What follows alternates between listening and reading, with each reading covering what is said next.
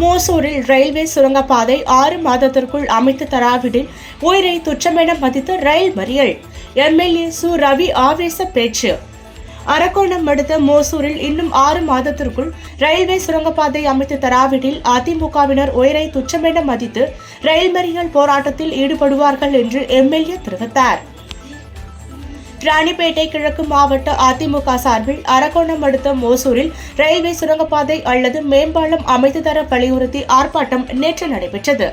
ஆர்ப்பாட்டத்தின் போது ராணிப்பேட்டை கிழக்கு மாவட்ட அதிமுக செயலாளரும் எம்எல்ஏவுமான ரவி பேசுகையில், மோசூரில் உள்ள ரயில்வே கேட்டை கடந்த மோசூர், சின்ன மோசூர், அவினாசி, கண்டிகை, செய்யூர், நகரிக்குப்பம் ஆகிய கிராமங்களை சேர்ந்த மக்கள் செல்ல வேண்டும்.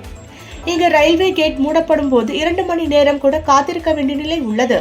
பிரசவம், மாரடைப்பு, விபத்து போன்ற அவசர தேவைக்கு கூட அரக்கோணம் அரசு மருத்துவமனைக்கு செல்ல முடியாமல் பலர் உயிரிழந்த சம்பவங்களும் நடந்துள்ளது.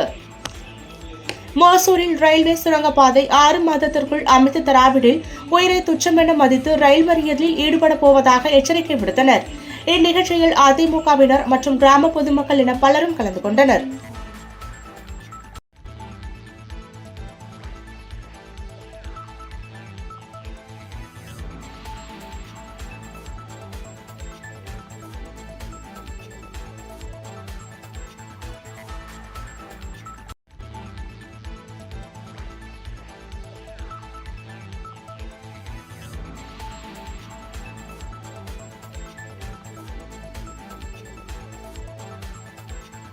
எல்லாரும் போராட்டம் அந்த ரயில்வே கேட்டு நடுவுல அங்கன போராட்டம் நடக்கும்.